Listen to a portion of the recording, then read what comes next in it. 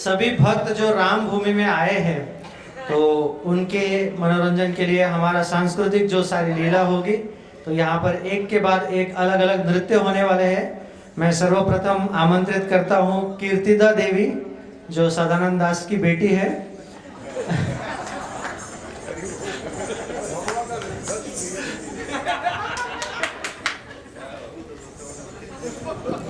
गुरुदेव के चरणों में कोटि कोटि प्रणाम।